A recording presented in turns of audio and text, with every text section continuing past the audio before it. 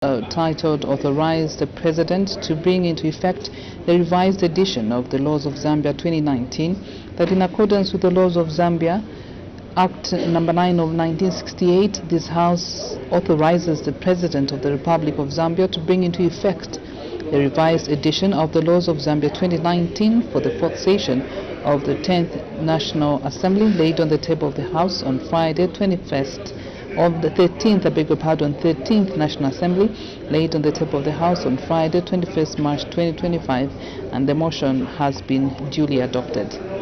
So this is business for today. So we still have a securities bill, declaration, and the cyber crimes bill, National Assembly Bill number 30 of 2024, yet to be considered at the second reading stage, and also the geological and minerals Bill number 33 of 2020 committee stage, and the Plant Health Bill, National Assembly Bill number 20 of 2024, to be considered follow parliamentary and the Parliament television on DSTV. So we're standing by for resumption of business in a short while from now, as the House is still considering the Cyber Security Bill, National Assembly Bill number 39 of 2024, at a second reading stage. Good afternoon.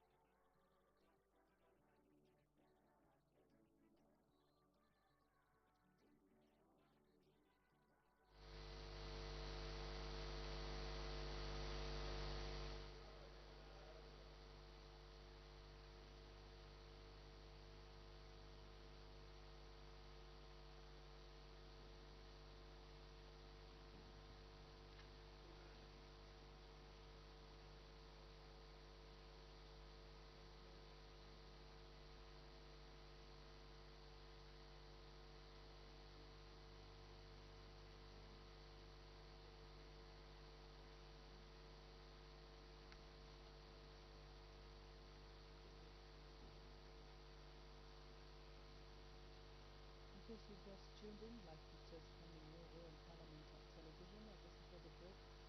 The House was considering the Cyber Security Bill, National Assembly Bill number 29 of 2024. It's been considered at second reading stage, and we did see the member for Parliamentary constituency, Mr. Pasquale, about to debate this particular bill. Earlier we did see during the Parliament, Mr. Kove debate the Cyber Security Bill, and we did see the Minister of Science and Technology, Honorable Mutati, present a policy statement for this particular bill. He also highlighted the objects of the bill. So what is happening now is that members of Parliament are debating this particular bill, which has been considered at second reading stage.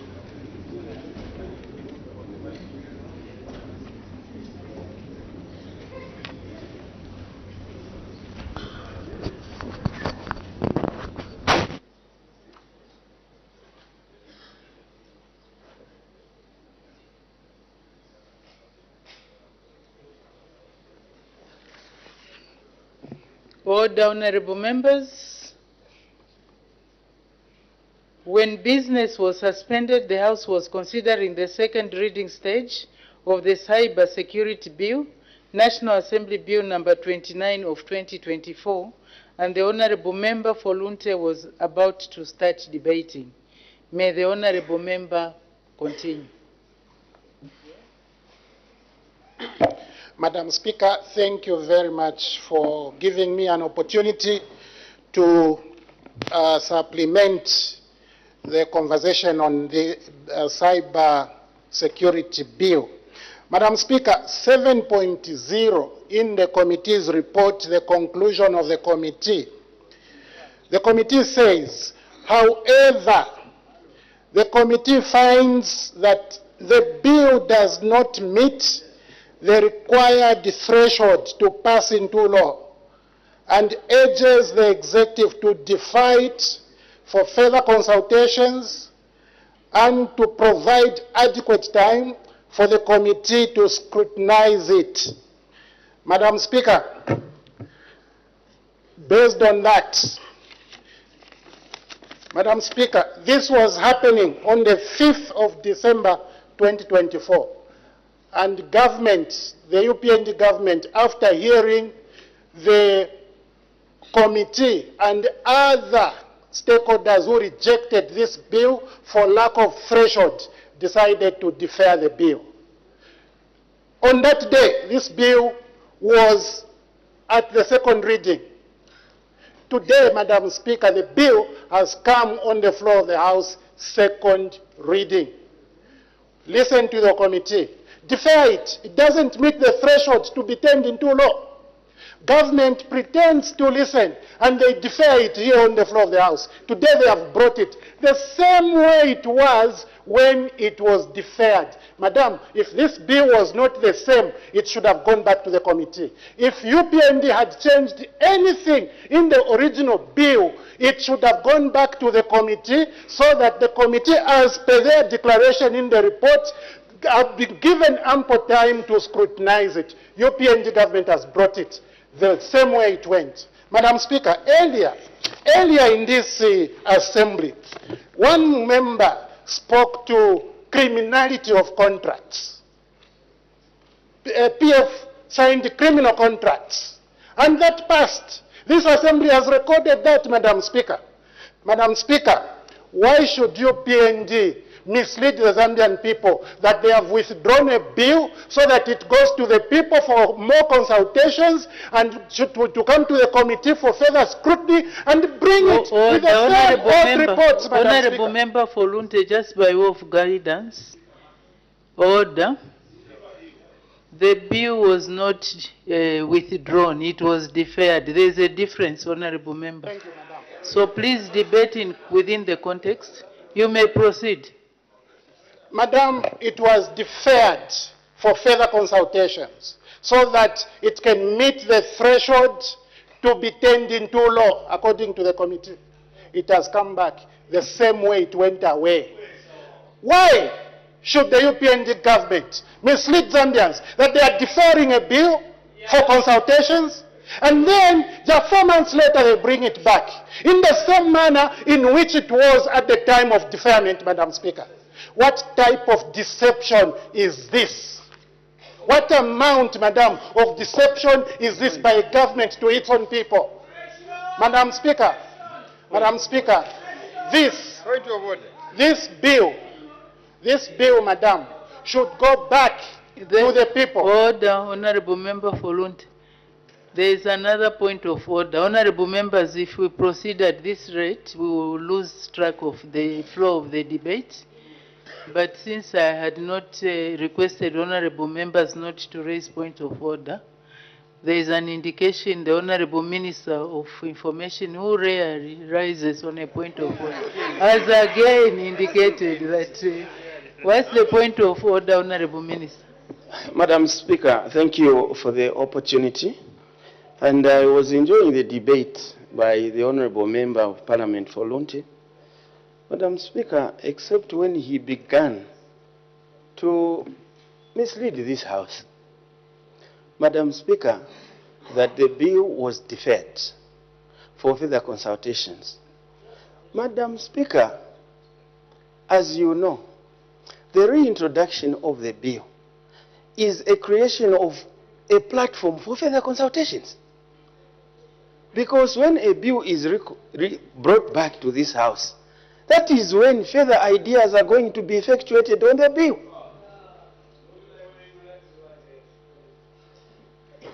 The Honorable Member for Mukushi, is it South? I had already cautioned you that you Honorable Members who have spouses in the House, you should behave in a particular manner so that we don't. Honorable Member for Lundazi, please take your seat. I'm not. Who is the spouse? Honorable Member for Lundazi. No, I'm not referring to you, I'm referring to the spouse. The honorable member for Mukushi South, please don't, you have to behave in a particular manner, especially when you know that you have spouses in the house. There's nothing wrong with that. I'm advising him.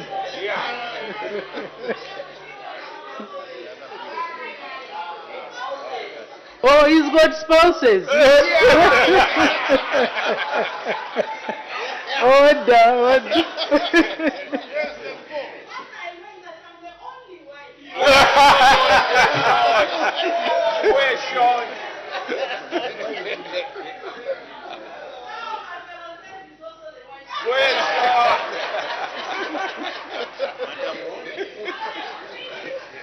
Order. Where I come from, we just put sand in the hands and present. And you hit, then the war starts. So we'll go outside and try that. That was on a lighter note, honorable members. Let's proceed. Honorable Minister, you may continue. Or you had already raised? You were raising your point of order. Yes, Madam Speaker. And the Honorable Member of Parliament for Mukushi South knows very well that changes are effectuated to a bill before it is passed. But I understand, Madam Speaker, because he's one of those privileged in this House to have spouses around. So, Madam Speaker, I was raising on a very serious matter that is the Honorable Member, therefore, in order to assert that no changes have been effectuated before the process for which this bill seeks to be reintroduced has been completed, because he stands now at the peril of misinforming the nation. I need your serious ruling, Madam Speaker. I thank you. Thank you very much, Honorable Minister. Actually, if the Honorable Member for Lunte was paying attention to the Honorable Minister of Science and Technology when he was presenting presenting the bill, he did mention about undertaking some consultations. So maybe the Honorable Member for Lunte should pay more attention to the debate in the House, so that when he raises a point of order, or in his debate, when he raises an issue in his debate, it will be within the context. But however, the Honorable Minister of Science and Technology who is there, he will be able to respond adequately to the Honorable Member for Lunte. But the Honorable Member for Lunte, as you debate, please be debate in context to what the Honorable Minister stated when he was presenting the bill. You may continue. Madam Speaker, I always value your guidance. Madam Speaker, consultations and amending the bill in order for it to reach threshold may be two different things. Madam Speaker, what would consultations profit anybody if the bill comes back in the same manner it was? Yes. And anyway, assuming the bill was amended, which committee scrutinized those amendments? Because now we are talking to a report which existed on the 5th of December. Madam Speaker, this bill went away and came back in the same manner as it was, and it is deception on the part of the government to say that we are taking away this bill in order to go and make it reach the threshold according to the demands of stakeholders, and then bring it back in the same way, madam. It is hoodwinking the Zambian people, madam. It is cunning on the part of government, and governments must desist from this behavior, madam. This is why we always say the UPNG government cannot be trusted by people. They cannot be trusted. It is the people who told you, go and make it reach the standards. It is the people, it is stakeholders, madam, who told the government to go and make this bill reach. Honorable Member for Lunte, please debate through the Speaker. Please debate through the Speaker. Do not engage the other honorable members. In any event, we are at second, just by way of guidance, we are at second reading. The processes of amendment, whether from the left or right, They are still coming. So this is just second reading. The report is there. I'm sure the executive has taken note of the concerns. So this is just second reading. I'm sure you'll be free to even propose amendments yourself when the time comes. So the process is still ongoing. Consultations are still ongoing. The honorable member, this is just for guidance. The honorable member may continue. Thank you so much, Madam Speaker. Madam Speaker, I have to reiterate that it is the people who told the UPND government that this bill does not meet the threshold to be turned into law. Therefore, I find it deceptive for the government to just take away this bill for 4 months and bring it back in the same manner as it was. Madam Speaker, UPND needs to become serious. This debate I have tendered is exactly the same debate I would tender on the next bill, because both of these bills were deferred the same day on the same basis. Madam Speaker, there is no reason why UPND should continue misleading Zambian people. There's absolutely no reason. This bill should be deferred once again, allow stakeholder consultations, and then amend the bill, take it back to the committee, let the committee scrutinize those amendments of the bill, and then bring it back for enactment. We'll be able to support. We can't be supporting deception, Madam Speaker. I will not be in a position to support deception, because deception is bad, Madam Speaker. It's poison for the Zambian people. Madam Speaker, I wish to actually submit by saying no support from me. I thank you. We've just recorded your debate so that when we come to the next bill, we'll just play it to save time. That's on a lighter note. Thank you very much, Honorable Member for Lunte. We will move to the Honorable Member for Kanyama. Please, can we have fresh ideas? The Honorable Member for Kanyama. Thank you. Let's not repeat ourselves, and that goes to the other honorable members that are going to debate subsequently. Honorable Member for Kanyama.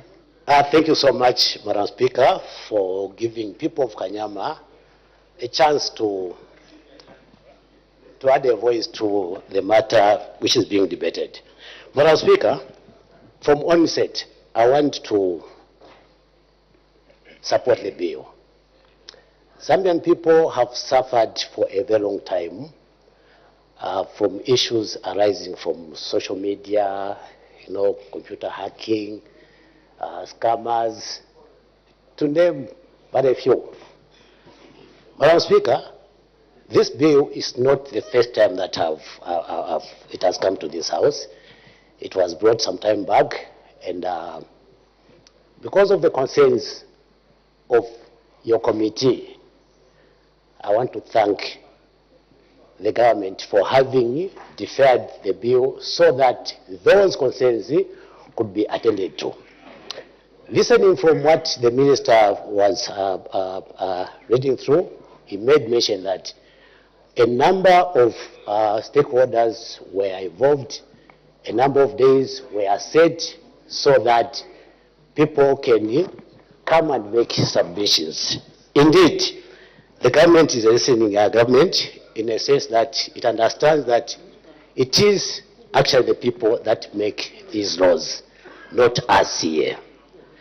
Learning from the Constitution, Madam Speaker, you may wish to take note that if you look at the preamble, it will clearly state that we, the people, it goes on, have given this, meaning it's people that come up with rules that regulate them.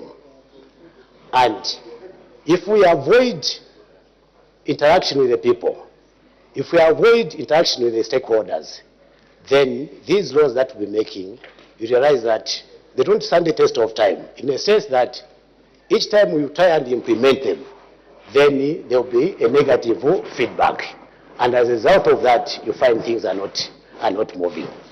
Madam Speaker, I just wanted to air my gratitude to what the move the government has taken. Otherwise, this bill, we're looking at people who are hiding behind the computers, people hiding behind the phones.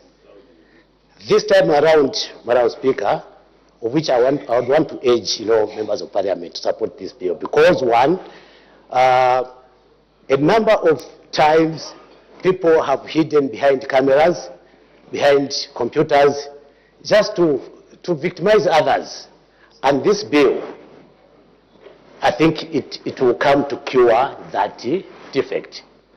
We have had situations where someone will just throw in, some comment, which will now start, people will start coming in, start duking, people in government, start insulting others. Why? Because they know that there's no particular law that will ensure that those people are kept and brought to book. Now, this law will definitely do that. Honorable Member for Chiruvia indicated, please wait, let's have the floor. Let the Honorable Member continue. You've stood, have indicated, please wait. 3 times. Is it now Peter denying Jesus 3 times? I'm not Jesus.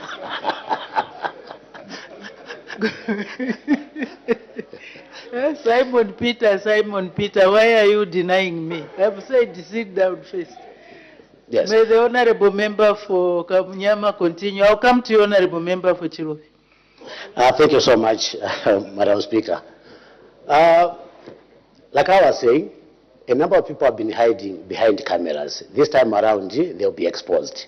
All those that who think they can even, do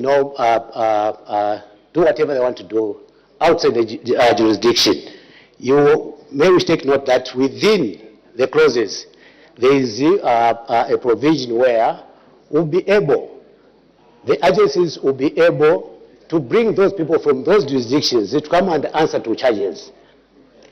There will be no hiding, no running away. Our children have been victimized over the same, cybercrime. The point that is something that has been disturbing, actually. So for me, and all those meaningful, members of Parliament who love their nation, I think it's just right that we support this bill, for it is meaning well for us. Now, when it comes to implementation, Madam Speaker, I've observed with sadness, beautiful laws are being enacted, but their implementation has been a challenge. Now, I don't know where the problem lies, because there are organs that are mentioned in the bill who are supposed to ensure that each and every bit of the act is followed to the letter. But what is happening is, this time around you'll be seeing someone hack someone, and we're going into elections, other people hack into the Electoral Commission server, but to find out as to who or where this person is coming from, it becomes a challenge.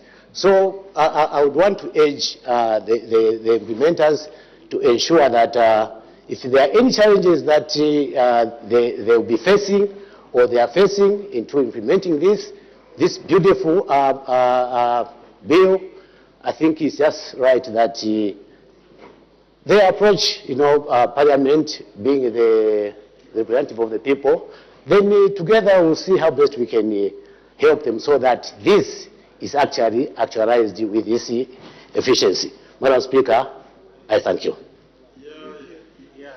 Thank you very much. Now we go to the Honorable Member for Chiruvi. What's the point of order? Thank you very much, Madam Speaker. Sorry for the persistence. What I feared actually has just occurred as he concluded. Before us, we have 2 bills. One is on security, cyber security. The other one is on cyber crime. The member who was debated widely and nicely about cyber crime bill, not the cyber security bill. Madam Speaker, you always, according to Standing Order number 71, you always tell us to be relevant on the topic. So the material that he did would have been helpful on the cyber crime bill, not cyber security bill. That's my Madam Speaker. I don't know if I thought it was in order to even do the 6 minutes he did. What I recall is the Honorable Member for Lunte also said that whatever is debating on this also applies to the other next bill to follow. So there is an interchange and intermarrying of the two issues. So sometimes maybe members might be misled in their debate. But I'm sure the honorable ministers, when they come to respond, they will be able to clear those issues. So the honorable member for Kamfisa. Yes, thank you very much, Madam Speaker. Madam Speaker, you do recall on the 5th of December, I was seated where I'm actually standing right now, and I had prepared to move amendments to both the Cyber Crimes Bill and amendments to the Cyber Security Bill for reasons that civil society advanced, for reasons that I was able to identify after reading the two particular pieces of proposed legislation. On that day, Madam Speaker, the expectation from the members of the public was that apart from us who are privileged to read these documents, members of the public will also be given an opportunity to be able to scrutinize the two documents. And what has happened, Madam Speaker, from that day to today, we've been ambushed with this procedure today to come and discuss or debate this particular issue, and I think we are starting with the Cyber Security Bill. So from the first point of view, Madam Speaker, I find this procedure we've adopted. I know from the procedure of Parliament we'll be guided that this is allowed. But Madam Speaker, the expectation from the members of the public would be that after the consultative process has been exhausted, the committee, which is your committee, the committee responsible for media and ICT, Madam Speaker, should have now been given an opportunity to be able to say, from this consultative process from the 5th of December to where we are today, here are the things that we've been able to discuss with the various stakeholders. So that, Madam Speaker, by the time the report is coming back for the second time, it would then capture the views of civil society, it would then capture the views of those who were not part of that particular consultative process. So, Madam Speaker, from the onset, I wish to request, and I know that this is something that you can grant as our Speaker, that while a consultative process has happened with various stakeholders from what we've been reading, Madam Speaker, unfortunately, the report of your committee, which should have been tabled today, does not include the views of the various stakeholders that we've been able to engage. I know, for instance, that the committee chairperson, the one who was able to comment on this matter, Honorable Mabenga, has no report of the submissions that have come from the people that we were consulting. So I'm standing here, Madam Speaker, I'm wondering what things are we going to change from the initial document that was tabled. Because, Madam Speaker, we have two bills. These bills were rejected by stakeholders. Now, after the stakeholders were engaged, Madam Speaker, your committee, a very important stakeholder, the Committee on Media and ICT, Madam Speaker, has not had time to discuss, okay, this is what civil society is saying. I'll give an example, Madam Speaker. Clause 30. Clause 30 says that law enforcement officers now, Madam Speaker, are going to be making an oral request to record a conversation between two people. Oral request, Madam Speaker, that is dangerous. An oral request simply means someone goes into an office and says, we want to record Honorable Mutati and Honorable Kangombe's conversation. Yet, the current law, because, Madam Speaker, there is a law in place, and the law in place is very clear.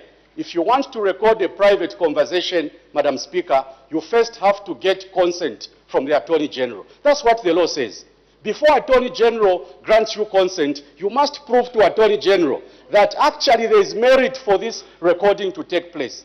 After Attorney General gives you consent, Madam Speaker, you have to go to a judge. The judge will give you what is called a court order granting you permission as a law enforcement officer to record any conversation that you feel can cause harm to the country.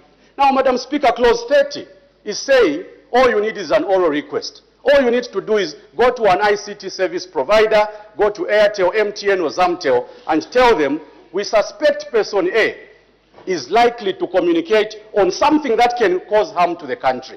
So where I'm standing, Madam Speaker, and where the committee, which is your committee, Madam Speaker, is seated, they are wondering, Has clause 30 been removed from the bill, or is it still in the bill? Because clause 30 is saying you can ask for an oral request. And Madam Speaker, the danger with that is that even your office can be recorded, Madam Speaker, without permission. It is dangerous. I find that to be very dangerous, Madam Speaker. And that is why, for me, to ensure that there is comfort from every stakeholder, Madam Speaker, all we want is comfort. All we want is that when we make this law, Madam Speaker, we should all be comfortable. We should all be comfortable that, yes, today we are in the opposition. One day, Madam Speaker, we'll be back in government. There must be the comfort. There must be the comfort that we are making a good law, Madam Speaker. So Now, for me, the Honourable Member for Kamfisa, what has the Speaker coming back in government got to do with your debate? Madam Speaker, Please remove me from your debate. I'm an innocent observer. Proceed. Madam Speaker, I take note of your guidance, and I'm duly guided. The point I was making, Madam Speaker, and I think everyone agrees with me, that when you are making a law, you make a law considering all possible permutations. The permutations, the circumstances, Madam Speaker, regardless of where you are standing today. And for me, my appeal to the Minister responsible for this bill which he has presented to this August House. We are not making a law to target any individual. We make laws to ensure that we provide an environment, first of all, that provides safety, but also promotes the rights and privileges of citizens. Madam Speaker, Clause 30 is a very dangerous provision. And I'm calling it a very dangerous provision, Madam Speaker, because it will be abused. And from where I'm standing, I'm now alarmed, Madam Speaker. I'm alarmed because I'm asking myself, who is proposing the provision under Clause 30? Is it that law enforcement officers are currently recording people without permission? Is that what we are made to believe, that now that they've been doing this for many years, now they want to find a way to legalize an illegality, Madam Speaker? That is my fear now, from where I'm standing. So, Madam Speaker, my debate this afternoon is around the role of your committee. Your committee, Madam Speaker, did receive submissions, and people rejected the bill. Through your office, Madam Speaker, the bill was deferred. Your committee has not played any role in this consultative process, Madam Speaker, which is dangerous. And this is why, for me, Madam Speaker, I do not support this bill coming back in this format unless we allow your committee, Madam Speaker, to sit and review what did civil society number 1 state, what did civil society number 2 state, what did the members of the public state on the provisions, Clause 30 and the many other clauses, Madam Speaker, that are provided for. For me, Madam Speaker, I would have expected that today we would have been told that we have received submissions from civil society, we have received submissions from various stakeholders, and what the feeling of the stakeholders is that we need to engage in amendments to the provisions of the law. Unfortunately, Madam Speaker, your committee has not been accorded that opportunity. Are we going to lose anything, Madam Speaker, if we allowed your committee to sit for a few days, to be able to interrogate these proposed amendments, to be able to listen to the issues that pertain to this bill? Madam Speaker, your committee and the role that they have to play will add value to this process. In the current form, Madam Speaker, the process has fallen short. And for me and the people of Kamfinsa, Madam Speaker, we request that this proposed bill be allowed to go back to the committee. I thank you. Thank you. The Honourable Member for Mukushi South. The man with his spouses. Thank you, Madam Speaker.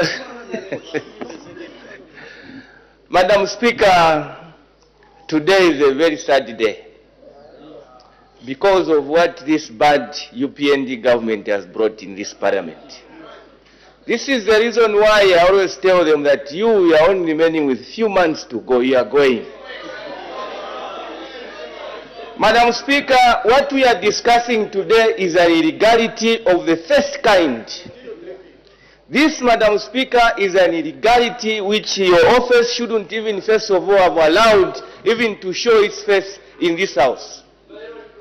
Madam Speaker, the procedure of having a bill which is deferred is straightforward, unless if this Parliament has come up with another way of bringing in bills in this House, Madam Speaker. Madam Speaker, it is only the Parliamentary Committee. Order, Honorable Member. Order, just for the purpose of guidance so that we are not all misled. At the time that the bill was deferred, it was on second reading. It has come to second reading. Unless if the Honorable Member can show me a provision that prescribes that when a bill is deferred at second reading, it should go back to the committee for consideration. Because otherwise we are misleading ourselves. Let's be factual, Honorable Member.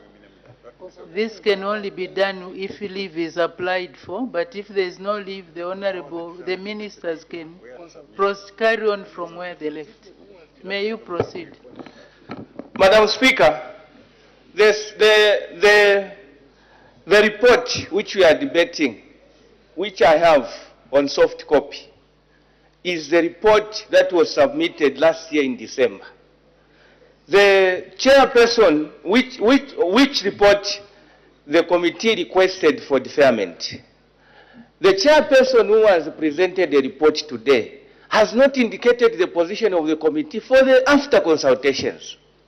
He hasn't indicated what the position of the committee is after consultation. It is only the minister who has brought a reading, his reading to us, that they did consultation. They did consultation with who and where? Where did they do consultation? Honorable Minister, tell us, where did you do your consultation? In your office? Where did you do your consultation? Because consultation is done through your office, Madam Speaker. Order, Honorable Member. Just debate. Bring out your issues. Don't start engaging the Honorable Minister to ask him questions, because he will not be able to answer you. And that way you are just promoting disorder in the House, because there will be an attempt to answer you, then you will degenerate into disorder. Just bring out your points. The Honorable Minister at the appropriate time will address your concerns. If you are not happy at the time of decision making, you'll be able to make a decision. So let's proceed, Honorable Member. Madam Speaker, even if they are going, this UPND government, you don't behave in the manner they are behaving. You don't bring any illegality in Parliament, Madam. We know that they are going next year. But please, don't leave bad things in our hands as we take over next year. Honorable Member for Mukushi, you know, this is not allowing us to debate. Honorable Member for Lunte, I've said order. When I'm calling for order, that means I'm giving guidance. So there is an indication for a point of order from the Honorable Member for Mongu Central. So that is the one I was trying to call on. Honorable Member for Mongu Central. Thank you very much, Madam Speaker. And I'm just raising a point of order on this, the debate who is on the floor on relevance, because he is insinuating that the chairperson of the committee is not in support of this bill, has not even given his position on this matter. Yet we were all listening and here in this House when the chairperson was clearly supporting this motion. He has stated his position very clear. Now, is the Member of Parliament who is on the floor in order to start misleading himself and the entire country that the chairperson of the committee doesn't have a position on this matter? Is he in order, Madam Speaker? I think you're serious, really. The honorable members, when we debate, we always have to comply with our rules. We should be factual. We should not make assumptions. So let's not make assumptions. I believe the honorable minister, when he was making his statement, he made some remarks, which if honorable member for Mukushi South was not looking at his various wives, he would have been able to listen to. Wives as in spouses, as in his various spouses. He would have heard what the honorable minister was saying. So honorable member, be relevant. Please be relevant. Don't bring in the issues of going, because at one time, everybody, all of us will go. Other people will come in. So it doesn't matter who goes at what time. So let's not worry about that. The people of Zambia will decide. Just debate the cyber security bill. That is what we are debating. You may proceed, Honorable Member.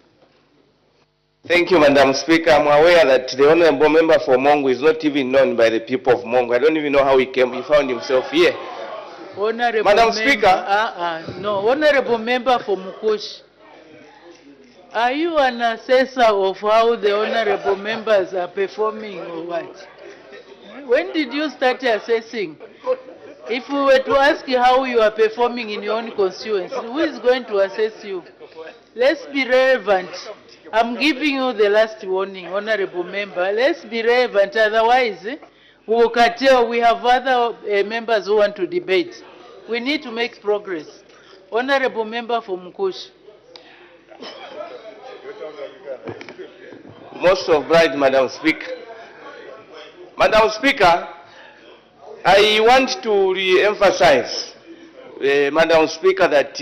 All the honorable members there, please, let's allow the honorable member from Mukushi debate. May the honorable member from Mukushi continue. Madam Speaker, I need your protection from the means of mines, Madam Speaker. I know what is happening at Mopane and Fandeta. I think we need to make progress. Any further debates? Honorable member for the Honorable Minister of Home Affairs and Internal Security. Thank you, Madam Speaker, for according me this opportunity to debate and support the motion pertaining to the bill that has been ably moved by the Honorable Minister of Science and Technology. Madam Speaker, we have heard the concerns, the complaints, lamentations, and the bitterness from the left side, wherein instead of addressing the issues, they are indicating that the UPND government will be leaving their positions very soon. I want to make it very clear, Madam Speaker, that in 2027, we'll be coming back here, making a recommendation to the House to review the bill which we are going to pass today. Because we will be in government in 2027. And they will continue with their bitterness.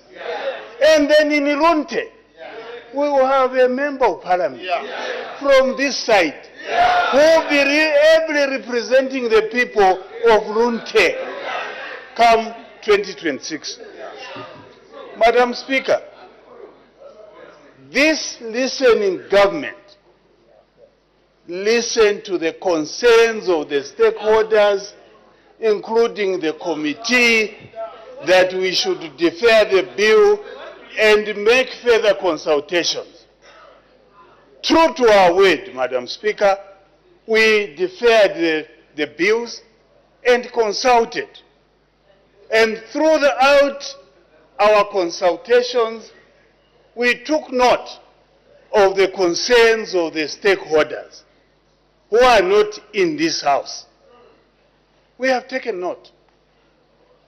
I'm aware, because I'm working together with the Minister of Science and Technology, there are amendments that are going to be moved by the Minister of Science and Technology and myself, taking into account the concerns of stakeholders who are not in this House. The rules of this House are very clear, Madam Speaker, and you are guided. The honorable member for... what's the... Kasanengwa, honorable member for Kasanengwa. Please just wait for the debate. Take notes. If you have any issue, you raise it at the appropriate time. Otherwise, you'll be debating out of context. Just wait, be patient.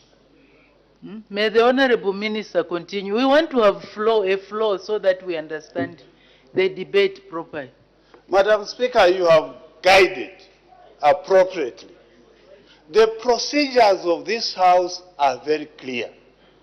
If a bill is deferred and it comes back for debate, it can't go back to the committee. If there are issues that are being raised by members, will be taken into account by the responsible minister.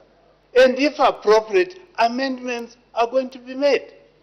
It's up to you to convince us pertaining to issues which you think must be addressed by us. That is the procedure. There's no way a bill that is being considered can be referred back to the committee. It can't be. Those are not the procedures. For those who have been in this House, including Honorable Folunte, you are aware that even during your time, committee reports were tabled here, rejecting the recommendations of government, but you went ahead and we voted. Those are the procedures. And that is what we are going to do today. If you don't agree, you vote against the bill. Those are the procedures. Don't create other procedures which are procedural. Madam Speaker, you have guided. I thought I should add my voice to this debate. Thank you, Madam Speaker. Okay, before we proceed, Honorable Member Folunte, you have a point of order. What's the point of order? Madam Speaker, thank you so much. I feel very sad listening to the Minister of Home Affairs, Madam Speaker, debating my constituency, Madam Speaker, that in 2027, and by the way, that is not the only thing he said. It's not the only thing he said.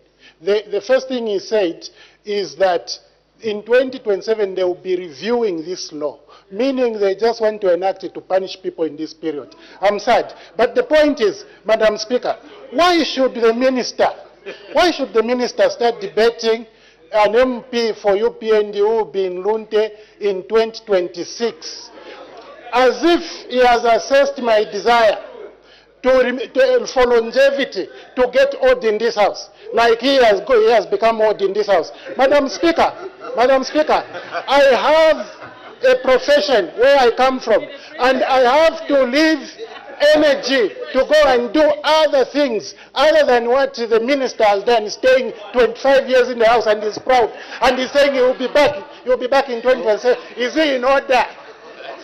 Is he in order to think that even I want to be 30 years in this House? I think you're serious, really, Madam Speaker.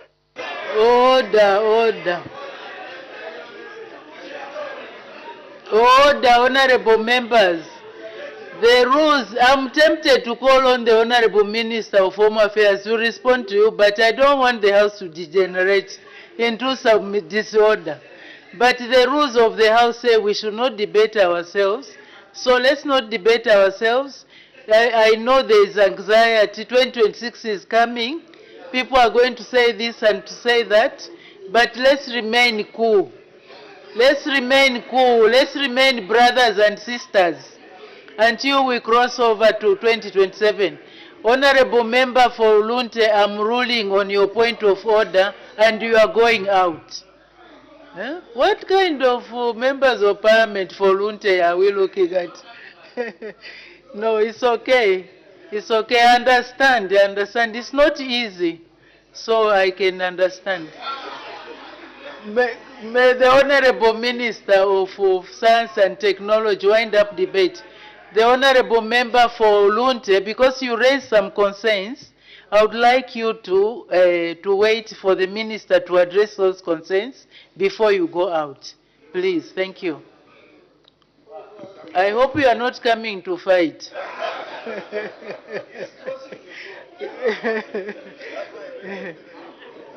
Thank you. Madam Speaker, thank you for allowing me to wind down debate on this very important bill. Madam Speaker, we started with basic principles. The basic principles that we have to balance national security with the rights of our citizens in delivering this particular bill. We started with the basic principles that we must be as consultative as possible, particularly with the civil society, so that we have a durable cybersecurity bill. We started with the conviction that we can be able to accumulate value addition, which we did in the engagement with civil society, and they have made very valuable contribution, lifting the substance and form and quality of the bill that we're about to enact. We also came from a premise, Madam Speaker, that we shall do nothing in terms of enacting a bill that is in conflict with the Constitution, that the Constitution remain supreme. Those were the principles that guided us in this particular process. So the Constitution remains supreme. So the fears that were expressed in the various debates are purely unfounded. The Honourable Member of Parliament for Lunte, I think what is important to appreciate, Madam Speaker, is that we can't continue to defer the pain and inconvenience that our citizens are going through, such as money transfer. So if you're calling for continuous deferral, you're calling for continuous pain to the citizen, including the citizens of Lunte. So we have a sense of urgency that we need to ensure that we protect our citizens, particularly in cyber, including defamations that are appearing in the cyberspace every day. The pain that people are going through is enormous. A young lady from Zicta who reported Zicta had to lose her job because of the weight of blackmail that was going against her, making her dress down, making her inhuman. And then you say we must defer.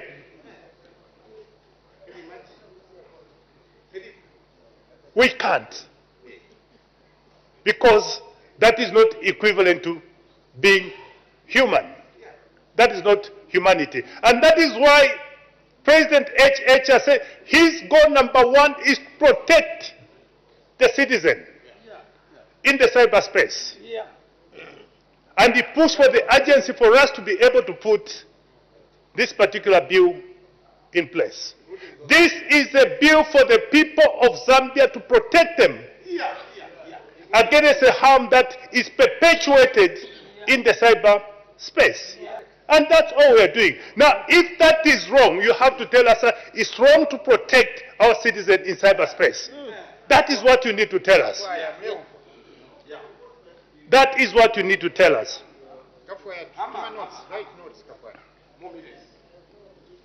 Madam Speaker, my good young man from Kamfisa, I think was properly answered by Honorable Jack Mwimbu, that procedure, debate and processes is one of the core functions of this parliament, and they know how to deal with procedure. So we did not abrogate any procedure in deferring and bringing back the bill to be tabled to them. For Mukushi South, I think when you're dealing with issues to deal with hate of human beings, let's not introduce comedy in the process. Because these are serious issues. So let's not allow comedy for the purpose of ticking the boxes in your constituents when your own members in the constituents are victims of harm from cyberspace. If anything, the honorable member should applaud us and say you have brought protection to my members in Mukushi. We are doing this for you. Please applaud us. Madam Speaker, I thank you. Thank you very much. At this point, we need to make a decision, but there are several indications for points of order. First of all, starting from Honorable Member for Lumez. The Honorable Member for Lumez just walked in a few seconds ago. He was not following the debate, and he wants to raise a point of order. So on that ground alone, because he was not in the House, he will not be allowed to raise a point of order. The Honorable Member for Shuangandu, what's the point of order?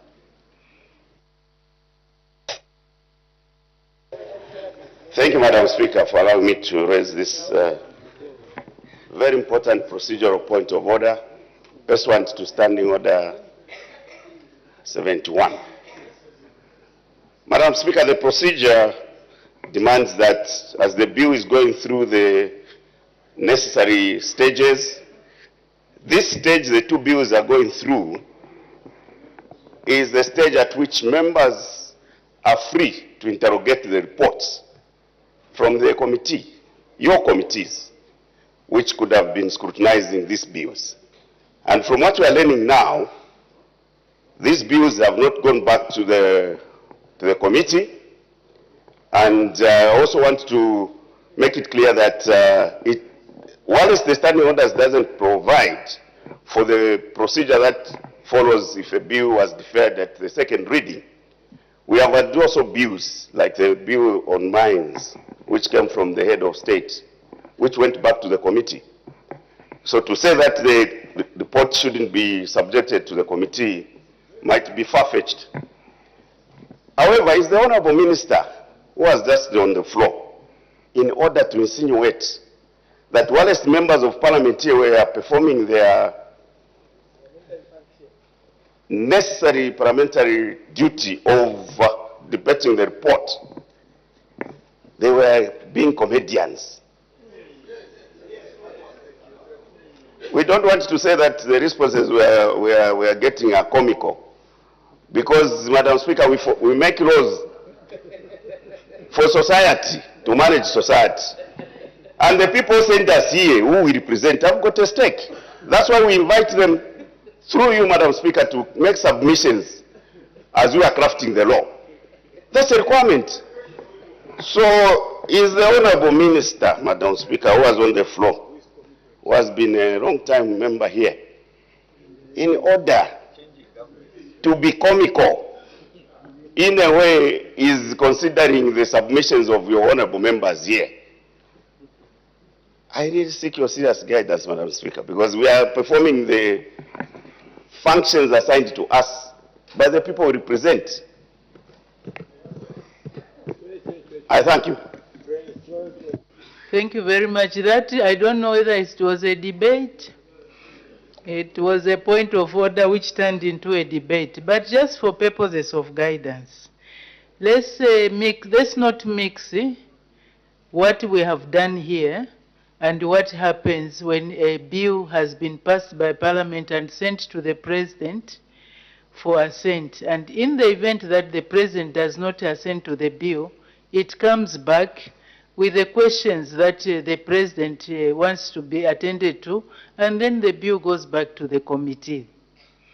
Here, the matter was, the bill was at second reading. I think I said this earlier on.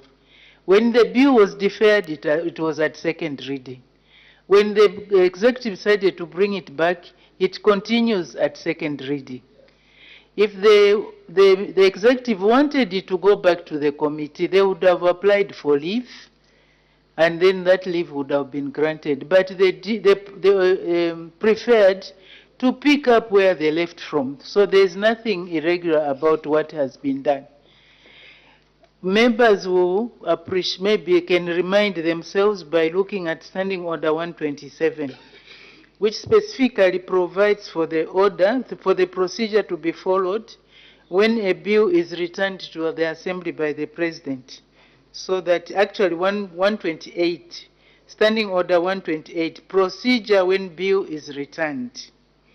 So please, let's remind ourselves. I'm sure all the honorable members have got copies of the Standing Orders 2024. Let's read them. So now it's time to make a decision.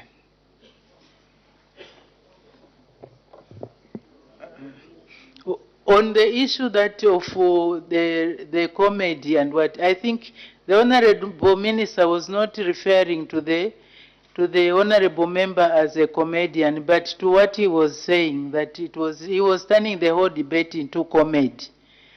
So now when the Honorable Member for Shiwangandu again says what the Honorable Minister was saying was comical, what's the difference then? We are all just playing with words and attacking each other.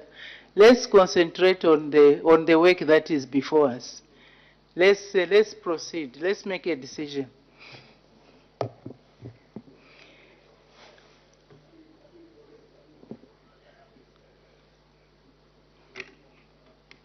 Order. I put the question. The question is that the bill be now read a second time. As many as are of that opinion say aye. Aye. Of the contrary say no. No. I think the ayes have it.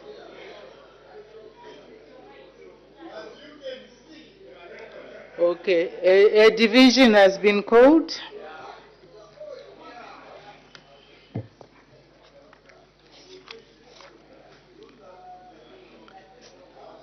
Ring the bells.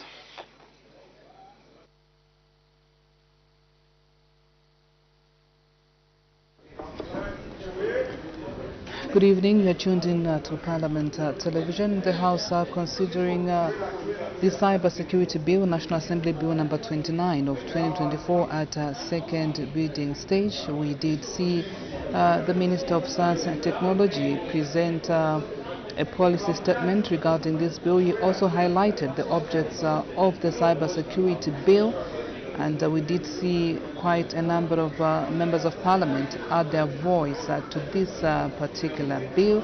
That's the Cyber Security Bill, National Assembly Bill number 29 of 2024, which has been considered at second reading stage. And so we have a situation where members of Parliament actually need to vote whether this particular bill can go to the next stage.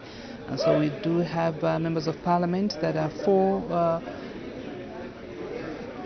that actually want the bill to go through, and other members are against the bill going through to the next stage after the stage that it is at. That's the second reading stage.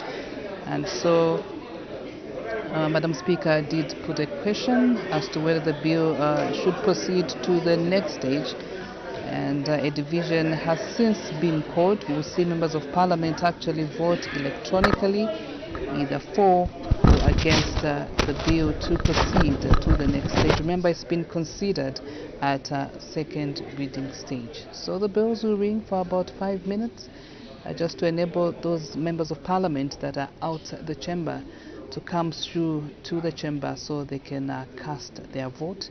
And after the voting is done, we'll get to know whether the bill is going to proceed to the next stage. From the stage that it is at. That's the second reading stage. Yes, so a division has been called, and the members have positioned themselves already in readiness to cast their vote. And this is the Cyber Security Bill, National Assembly Bill number 29 of 2024, which is being considered at a second reading stage. So the bells are still ringing. So as you mentioned earlier, Claudette, 5 minutes, but the House already seems to be full. Absolutely, and in a few minutes from now we have about 3 minutes more before the members of Parliament actually get to vote.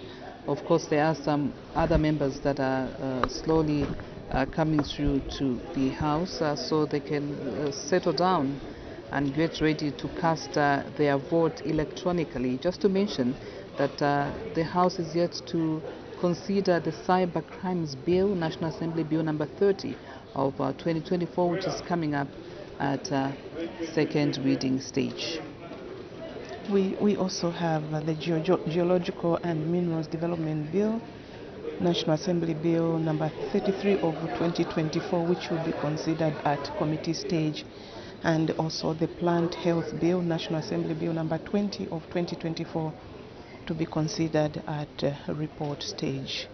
Currently under consideration is the Cyber Security Bill, National Assembly Bill number 29 of 2024, which is being considered at second reading stage, and a division has been called for the members to cast their votes, so to vote for whether they are for the bill or against the bill. So that is the division that has been called. The bells are still ringing. We are remaining with a minute or two, before order is called for the members to cast their vote. So we urge you, our esteemed viewers, to stay with us right here on Parliament Television as we await for members of Parliament to cast their vote electronically. This is regarding the Cyber Security Bill, which has been debated by several members of Parliament. And the Minister of Science and Technology, Honorable Mutati, actually did present a policy statement and gave the objects of this particular bill. So we are at a stage where, some members of Parliament are against, others are for the bill to go through to the next stage, and it's actually at second reading stage at the moment. So we have about 10 seconds to go before members of Parliament cast their vote. Yes, bells still ringing, but we are almost Close the bank, clear the lobbies, and lock the doors. The House will vote electronically only using the Bosch multimedia units. Please log in to the system. Have we all successfully logged in?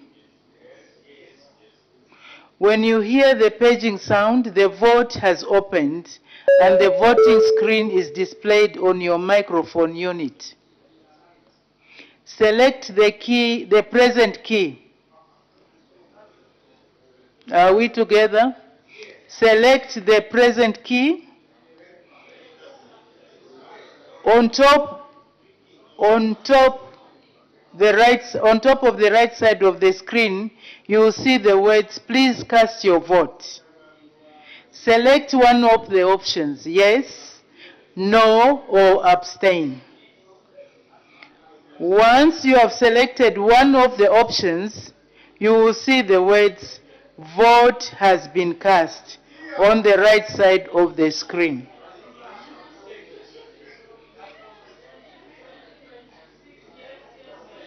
When you hear the second paging sound, the vote will close after 1 minute.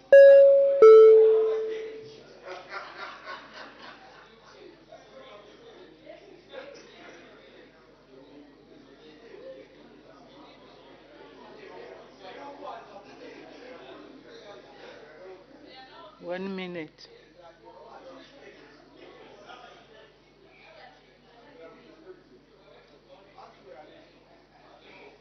One minute has passed. You have just voted. And the result as follows, as you can see.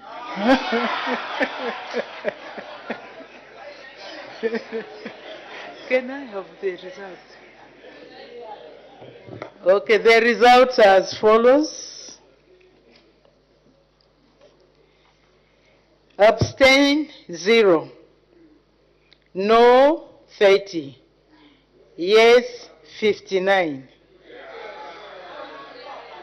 So the total present was 90. So the question is resolved in the affirmative.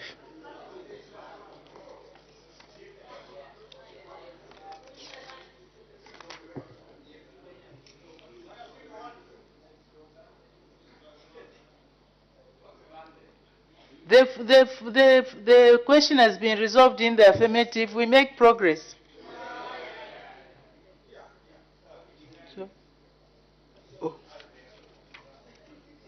Let the bill be read a second time. The Cyber Security Bill, National Assembly Bill number 29 of 2024.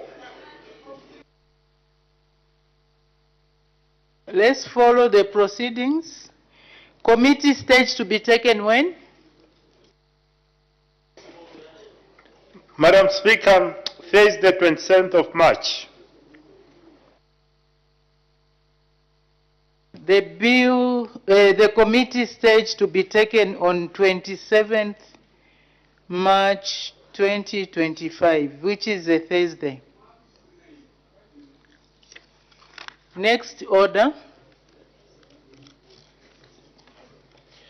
The Cyber Crimes Bill, National Assembly Bill number 30 of 2024. Second reading. The Honorable Minister of Home Affairs and Internal Security. Madam Speaker, thank you for allowing me to present a memorandum in support of the Cyber Crimes Bill 2024. The introduction of the bill first. Oh, okay, yes.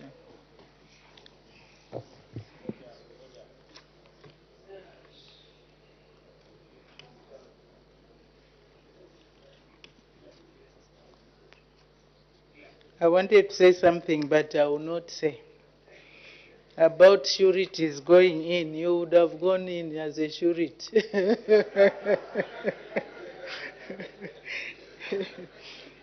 The question is that the bill be now read a second time.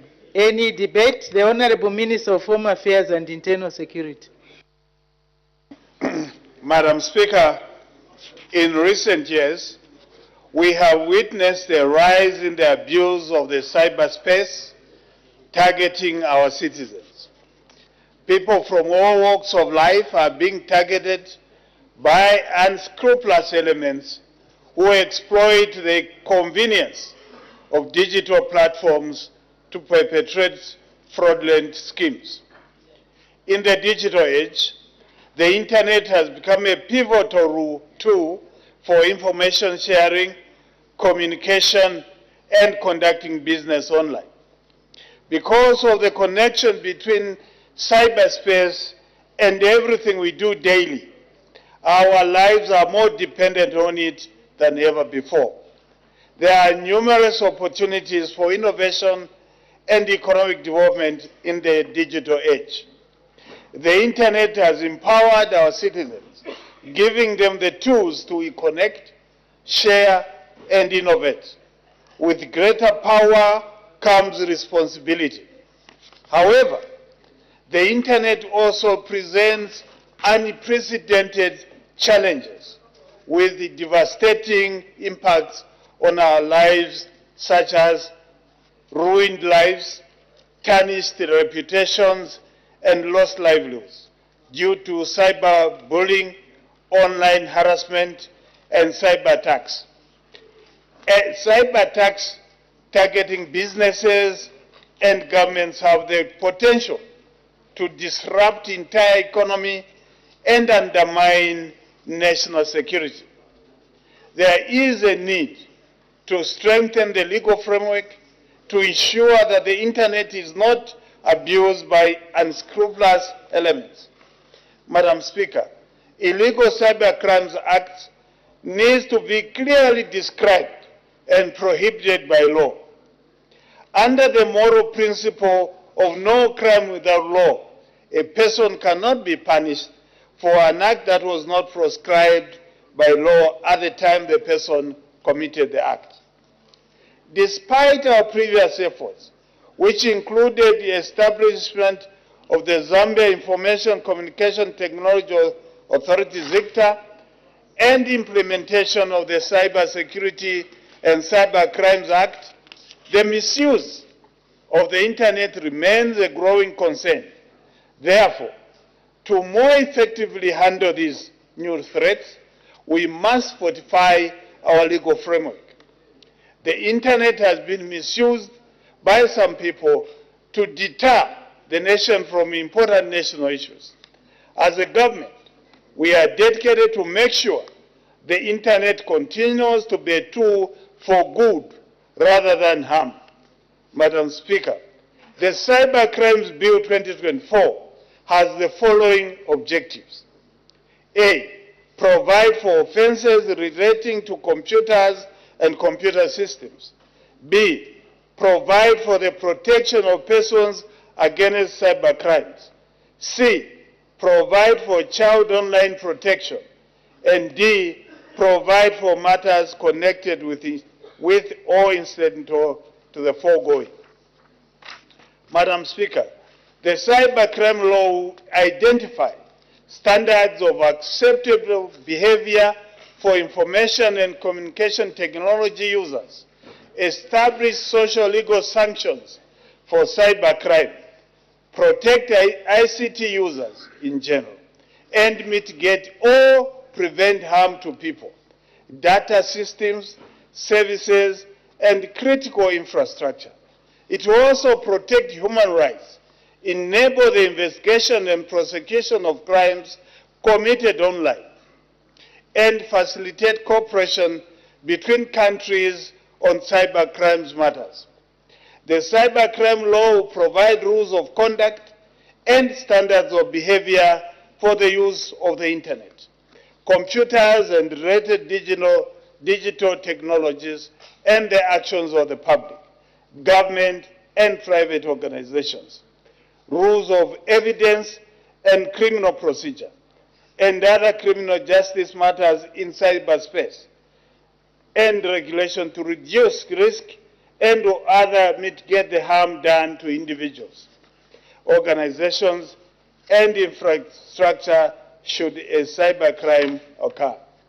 Madam Speaker, the bill has been developed to protect our economy and the citizens from losing millions of kwachas in damage caused by cybercrime each year. Cybercrime has the potential to prevent developing countries from using information technologies to increase commerce, investment, innovation, productivity, and efficiency. You may wish to know, Madam Speaker, that between 2023 and the first half of 2024, the Zambia Police Service recorded 1,124 internet-related scams. These included 300 cases of obtaining money by false pretenses, 170 cases of cyber extortion, 184 cases of unauthorized access to data, and 450 identity-related crimes. The combined losses amounted to over 38,948,000, of which property valued at 12,407,990 has been recovered. Madam Speaker, the bill, once enacted into law, will protect the nation and future generation from online abuse. It is an instrument that is in tandem with the Republican Constitution aimed at protecting life and property. It is our collective responsibility, Madam Speaker, to protect our citizens, our businesses, and our nation from the abuse of cyberspace. The Cyber Crimes Bill 2024 signifies a significant step towards creating a safer, more secure digital environment for all Zambians. Madam Speaker, I would like to confirm that from the time we deferred the bill, we have had several engagements with stakeholders. All the stakeholders were agreeable that the law is inevitable and must be put in place. Certain concerns were raised pertaining to the definitions of certain crimes so that there is clarity on the matter. And I can assure you, Madam Speaker and the House, that will come with amendments to address some of the issues that were raised by the stakeholders, and also to take into account the report of your committee, the issues that were raised earlier last year by your honorable committee. The concerns were addressed. Madam Speaker, in conclusion, I would like to thank the chairperson of the Committee on National Security and Foreign Affairs for the work done on the bill, and all the stakeholders that made submissions to shape the bill. I urge the honorable members of this August House to support the bill. Madam Speaker, I beg to move. Thank you very much. Any further debate? The chairperson of the Committee on National Security and Foreign Affairs, the honorable member for Kaoma Central.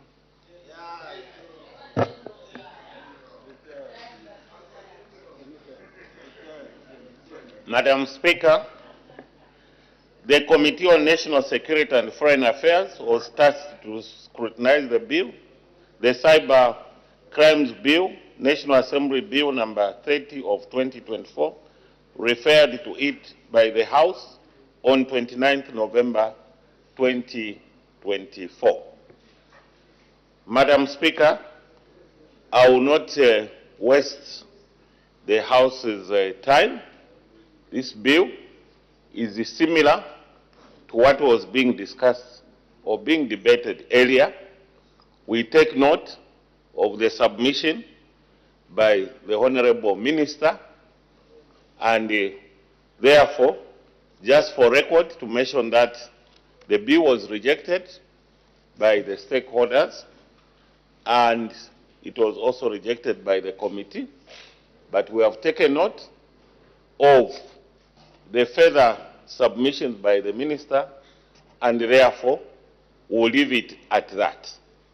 I beg to move, Madam Speaker. Thank you very much. The honorable member for Nkana. Madam Speaker, thank you so much for this opportunity. I feel very sad to be able or to be in this position where I have to contribute to this discussion. I take note, of the levels of inconsistency and hypocrisy at the hands of the UPND in regards to issues like what we're discussing today. Madam Speaker, you remember when this law, the Cyber Crimes Law, was enacted in 2021, of the stakeholders that rejected this law, the UPND sang the loudest. Madam Speaker, perhaps for the sake of those who may follow this conversation, it will be imperative that we take people through. There exists a law called the Cyber Crimes Law today, which law deals with our participation in the cyberspace. This law deals with those who abuses social media. It also protects those who uses social media. So the law exists currently. What the UPND sought to do or is seeking to do is to separate this law into two pieces of legislation. And right now, we are discussing the Cyber Crimes Law. Madam Speaker, enacting a law or amending a law as a process where government would come to you, that you constitute a committee or appoint a committee already existing, that they interrogate the proposed amendment. And you did that, Madam Speaker. Madam Speaker, your committee sat with stakeholders.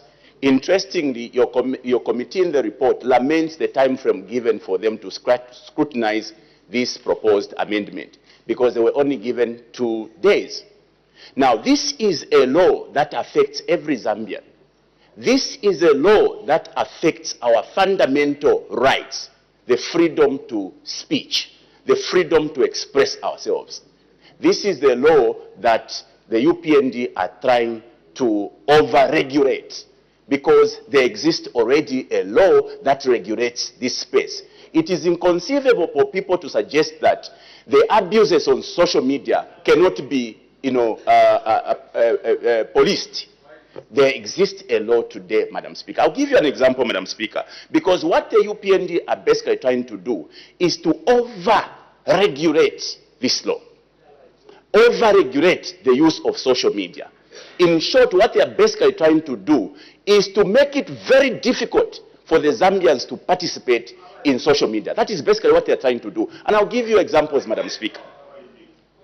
Because, Madam Speaker, you wish to know, your committee has clearly stated, and I'm very shocked that the minister would say stakeholders supported this amendment.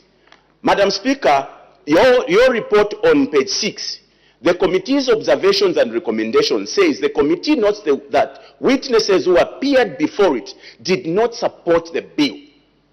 And the committee further goes on to say we cannot support this amendment, particularly that it does not meet the threshold, according to what is dictated in the Constitution in Article 18.8. Because any crime, Madam Speaker, must be defined. And that is why this particular proposition does not meet the threshold. It is not clearly defined. As an argument point, this proposition has not stated whether these crimes being categorized here are either misdemeanors or they are heinous crimes. So how can you impose or create a law that is not even defined?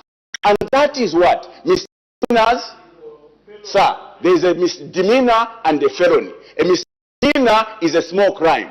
A felony are big crimes. Because what is being proposed, Madam Speaker, the maximum sentence is 25 years. How can you impose 25 years on a law that you have not even clearly defined? And that is why your committee, Madam Speaker, stated they cannot support, a vague proposition. Because, Madam Speaker, there's too much vagueness in the clauses that are being proposed in this law. And I'll give you examples, Madam Speaker. Article 21. In Article 21, Madam Speaker, let me read for you.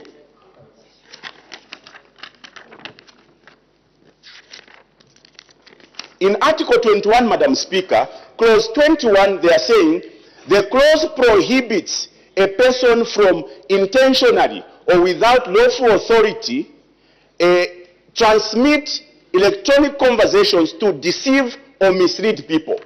The word is mislead people. Here what they are saying is that you transmit certain information on a phone that misleads people. The big question today is, who is going to be determinant of what is true and what is misleading? Because the Zambia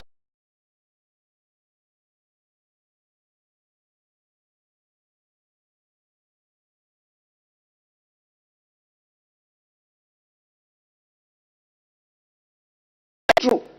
Madam Speaker, further in Article 21, it also prohibits a person to initiate the transmission of multiple messages. Madam Speaker, multiple messages means I transmit particular information to people who are sitting here. That is what this law is trying to prohibit, Madam Speaker. How can you be outrageous in your position, Mr. Minister? There is an indication for a point of order. Honorable members, let's allow the debate to flow, because these points of orders will not make progress. Honorable member for Katombora, what's the point of order? Thank you very much, Madam Speaker, for the opportunity to allow the people of Katombora constituents to raise a point of order.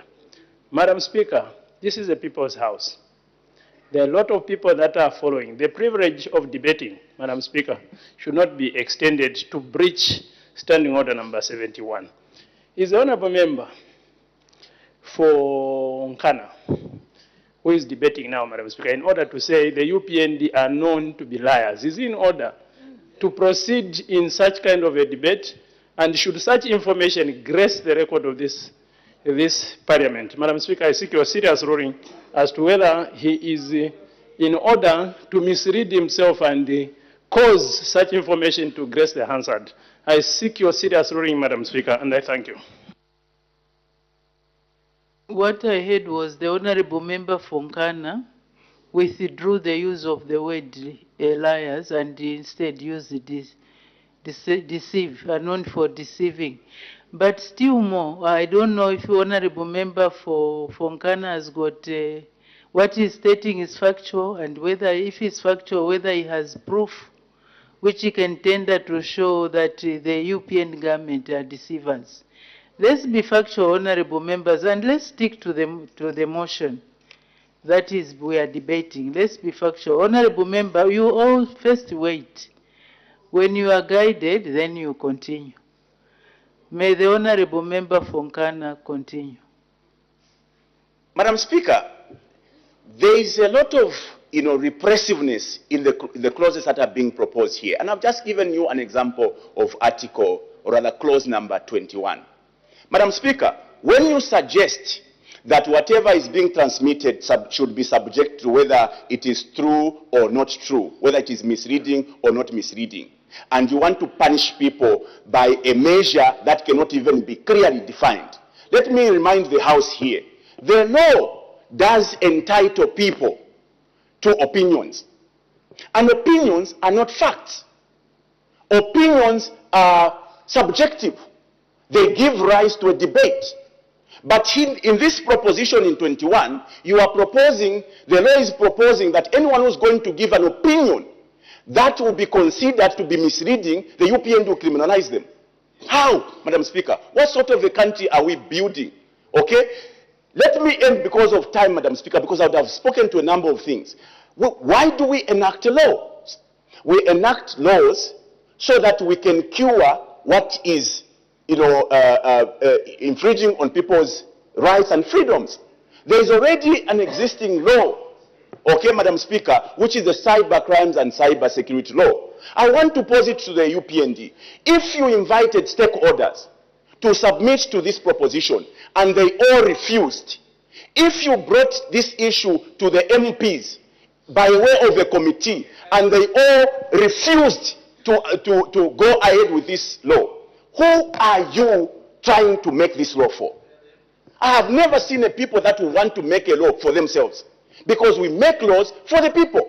And the people that appeared before you have all unanimously said you cannot go ahead in this time and age with all its vagueness and vulgarities to proceed to enact such a law. So who are they doing this for? And why towards the elections? Because they are the very people that objected this law in 2021. Who are you enacting this law for? Thank you. Thank you. Thank you. All the honourable members, as we debate, let's take into account what the honourable minister said when he was introducing the bill. Let's take that into consideration. Let's not be debating at a point where we are 4 months away. I think there's a current position that the honourable minister has indicated. The honourable member for Kamfinsa. Madam Speaker, I am grateful once again for this great privilege to make a few comments on the Cyber Crimes Bill. Madam Speaker, once again, you do recall that I had actually prepared amendments to the bill at a time when the bill was first introduced before Parliament. And one of the amendments I was going to propose, Madam Speaker, Clause 10. Now, Clause 10, Madam Speaker, and this is what I find very strange. The Clause 30 in the other bill, the Security Bill, has been copied and minor changes have been made, and they've also inserted it in the Crimes Bill. What is in Clause 30, Madam Speaker, is about recording private conversations in the Securities Bill. In the Crimes Bill, surprisingly, under Clause 10(3)(b), Madam Speaker, they've retained a clause which is similar to the one in the other bill, where they are basically saying a law enforcement officer, based on reasonable suspicion. Now, Madam Speaker, the stakeholders that were invited to appear before your committee raised a very important concern. Their concern was, who determines reasonable suspicion?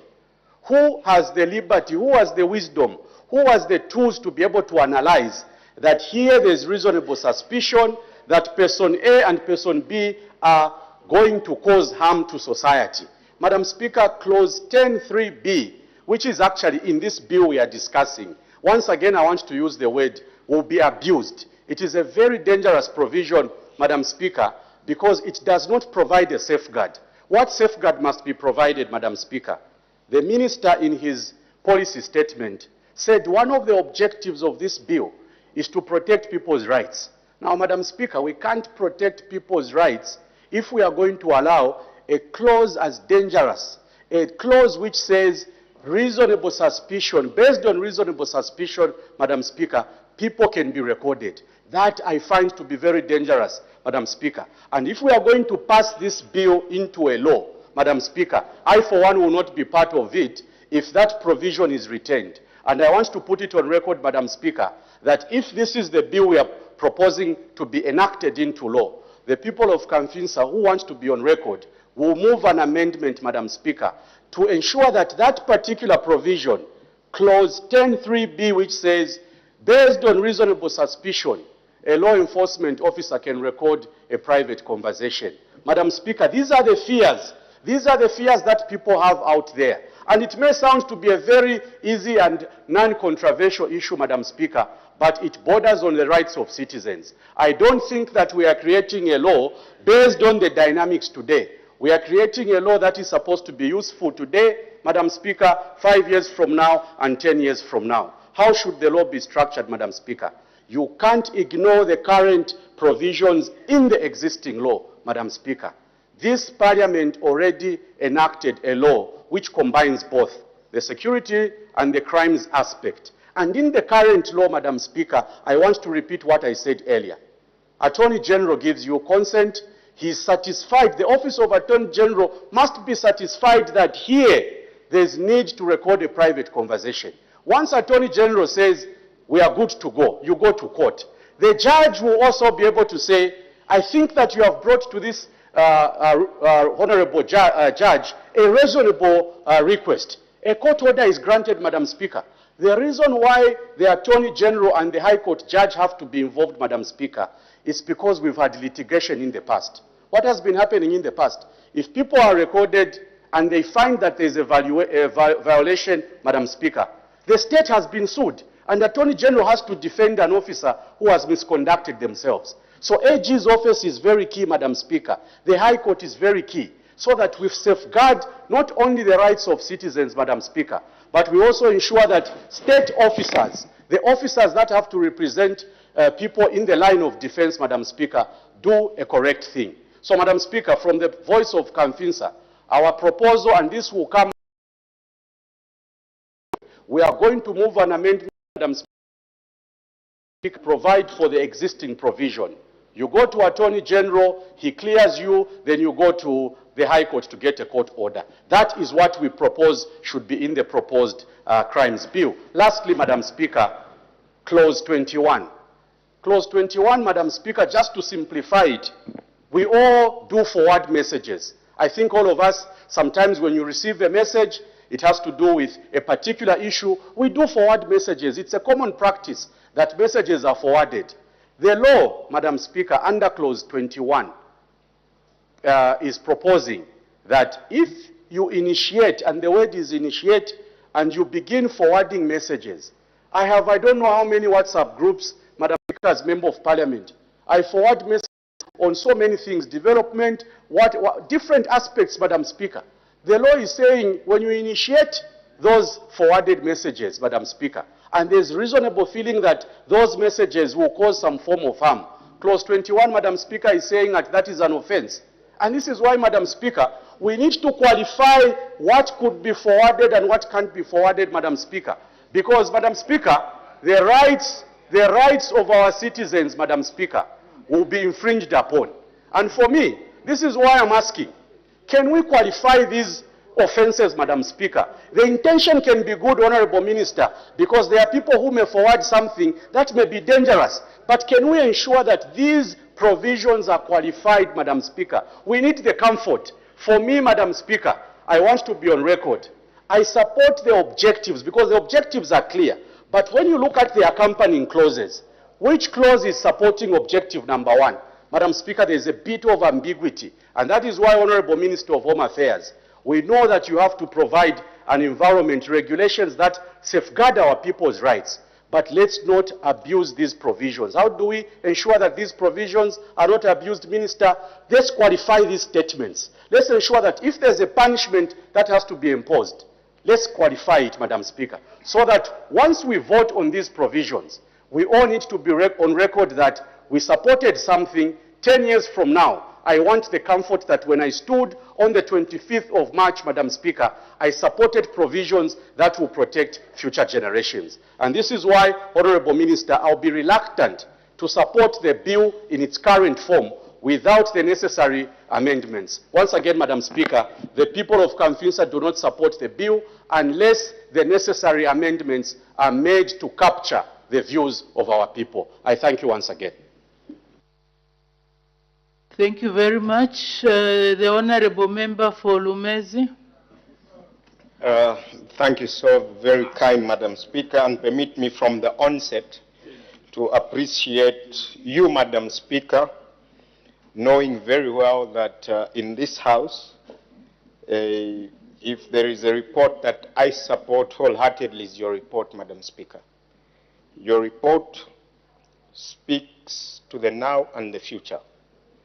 Madam Speaker, on page 6 of your report on committee's observation and recommendations, 6.0 on 1, the committee notes that the provision of Article 18(8) of the Constitution, which require that a person shall not be convicted of a criminal offense unless the offense was defined, is cardinal in the enactment of the law. The committee places importance on the cyber law in view of how cyberspace is susceptible to abuse by citizens. However, the committee is alive to the importance of defining offenses so as to give rights to accused persons to defend themselves. The right to defend oneself is as important as the right to protect the right of others. Madam Speaker, this is your report, and I know you mean well, Madam Speaker. Madam Speaker, this cyber law, the cyber crimes bill that the minister has introduced, unfortunately, like many times, is only speaking to like minds of those that are in this House, politicians. People in Lumezi that are not actively involved in politics, in Nalolo, in Kankoyo, are not affected by this bill. This bill, Madam Speaker, is punishing the likes of Dadi Chololo, Waimi, politicians. We cannot, Madam Speaker, if we religiously believe in the conclusion of this report that your committee did, they have used the word heinous and unwelcome in a progressive society. The committee agrees that robust legal framework must protect innocent citizens from abuse by those who can get excited behind a computer keyboard or phone. Madam Speaker, we still live in societies where a lot of our people do not have access to mobile phones that can be used for internet services. We have the majority of our people that have no access to WhatsApp, Telegram, Botim. These are only speaking, this bill is only speaking to a selective few bourgeois, Madam Speaker. And your committee rejecting this bill were not only speaking to us in here. Madam Speaker, I hope you've taken judicial notice that the three-whip system is doing us a disservice as Democrats. Ordinarily, you would have seen a lot of backbenchers on your right speaking to this particular subject, because the ball can turn the other side, and it will be our friends and colleagues, our workmates, becoming victims as a result of this bill. Madam Speaker, this bill, as per recommendation from your report, is shielding your members on the left and on your right. Madam Speaker, there is no harm in people withdrawing this bill. Madam Speaker, truth be told, today we can enjoy the executive powers to penalize those that we do not agree with, and then tomorrow the opposite happens. Will we be happy to support such a bill? The answer is definitely not. Madam Speaker, if you go on, section 24(2), it says, a person shall not use a computer to disseminate information knowing that the same to be false. Madam Speaker, sometimes we share information or we forward messages on WhatsApp trying to verify. How will you know my intention? Is my intention to verify or to cause an alarm? Already we're having a problem, Madam Speaker. Madam Speaker, if the executive are to be sincere, and if the executive have learned anything from the colleagues that we sit with on your left side, Madam Speaker, on how they are in the courts of laws today, they would have withdrawn this bill. Madam Speaker, this is a bad bill, and it must be withdrawn. Madam Speaker, human beings are emotive by nature. You trust a police officer or is it cyber crimes expert, whatever names that will be given to them. They act on impulse. They've got personal issues against you. Reasonableness. They pounce on you just to cause an inconvenience, and we should support that. Madam Speaker, your report is what this House should support. Your report is what we should adopt. We are not here to adopt the report of the executive. We are here to support your report because we are here knowing very well that your guidance is what makes us going or keeps us going, and not the report from the executive. Madam Speaker, the backbenchers on your left, your right, pay allegiance to your report when we are here. We are not here to negotiate with the executive. The 2 days the executive gave us was not sufficient, Madam Speaker, to consult widely with the stakeholders over this issue. I urge, and in conclusion, on behalf of the people of Lumezi, Madam Speaker, that we adopt your report the way it is before the floor of the House. And then the executive should also sit as an executive and give us a comprehensive report. Madam Speaker, for now the executive will not shoot down your report. I thank you, Madam Speaker. Just for purposes of guidance, Honourable Member, the report that the committee submits is just to aid the debate.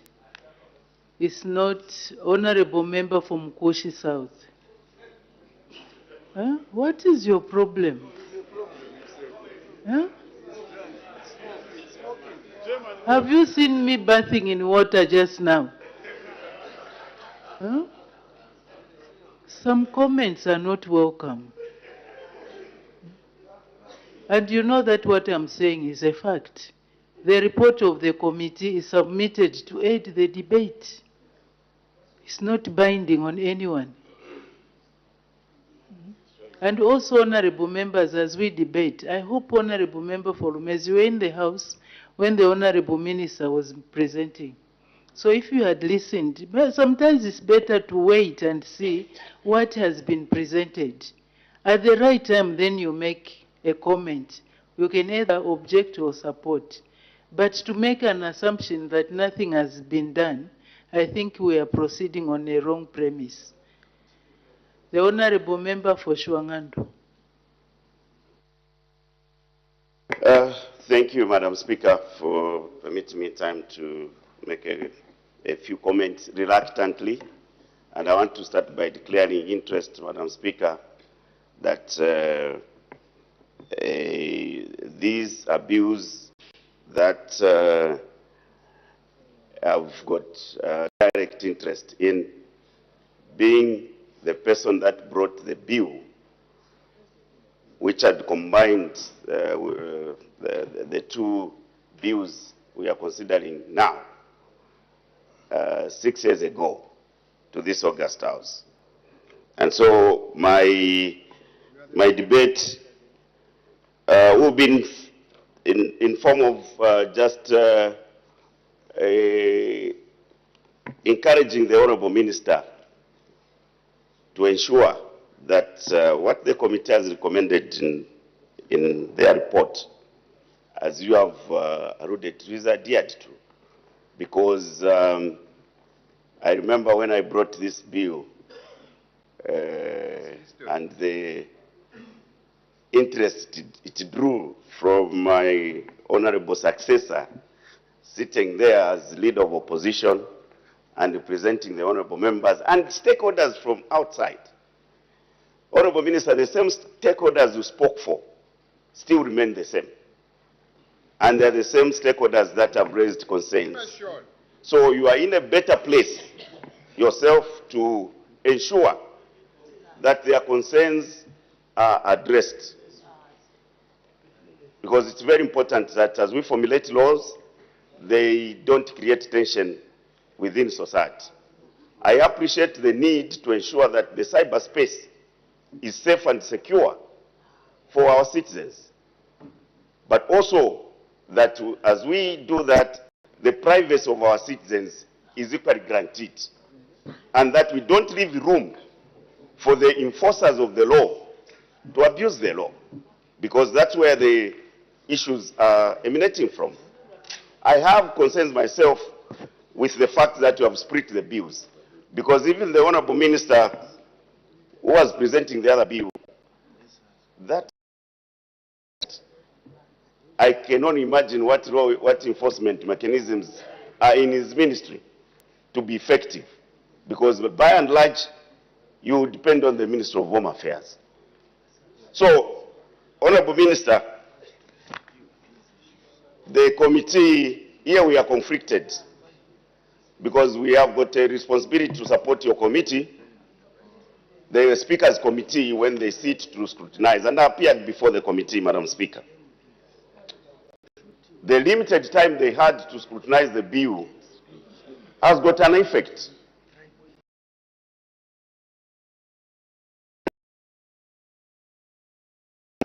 That the time was too short, and my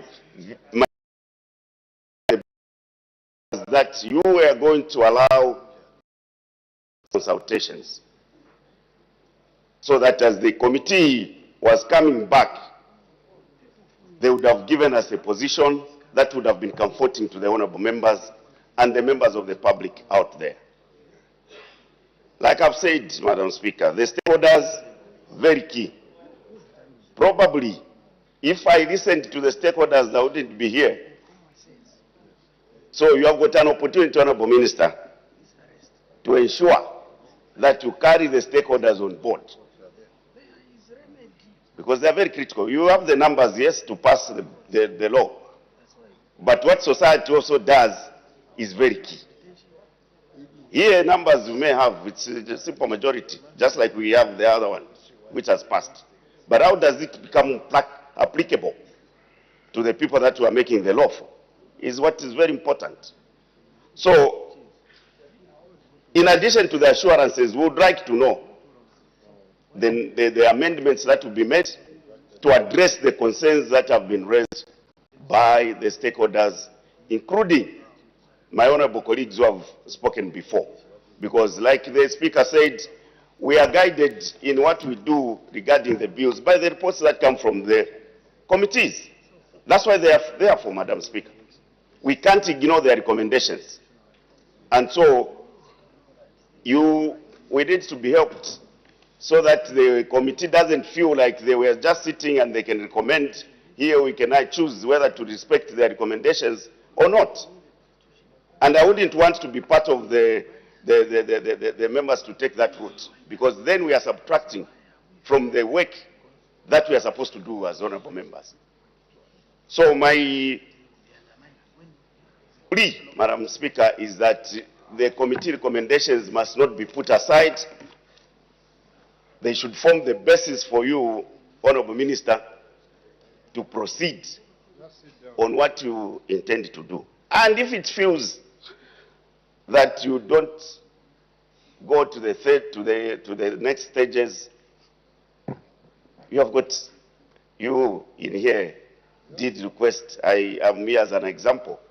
You caused me to defer bills, one of which is the Public Order Act, which is yet to come back. So, using the same principle, we would like you to hear us. It's about the people that we represent which matters. And it's important that we remind each other on what we are doing today and what we shall do tomorrow and what we did yesterday. Madam Speaker, I said I was very reluctant, and I've, I think, made my message very clear. And I know the Honorable Minister, knowing the way I do, he has listened, and you put the people first. Madam Speaker, I thank you. Thank you very much.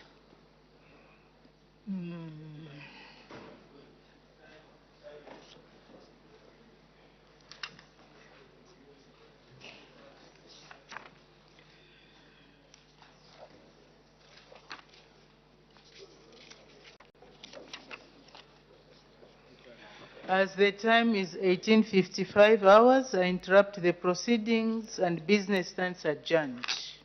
Day for resumption of business. Tomorrow, Madam Speaker. Business to resume tomorrow. The House.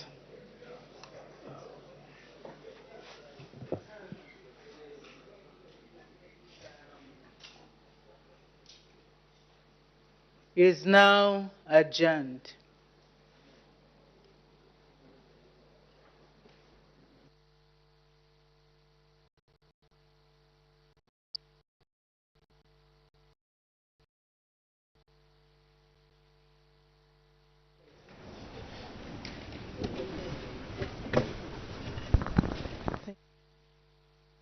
On Parliament Television, business of the day for today has been concluded.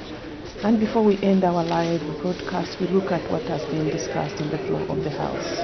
Madam Speaker did make some announcements. In the first one, she did recognize the presence in the public gallery of pupils and teachers from Tiziwenji School in Chibombo District and pupils and teachers from Kind Heart School, Chibombo District. And so on behalf of the National Assembly of Zambia, Madam Speaker, we welcome the visitors. The Honorable Madam Speaker also the House that she had received in the absence of her Honor, the Vice President, who is attending to other government business. The Minister of Home Affairs and Internal Security, Honorable Jack Mwimbu MP, had been appointed as leader of government business in the House from today, Tuesday, 25th March 2025, until further notice.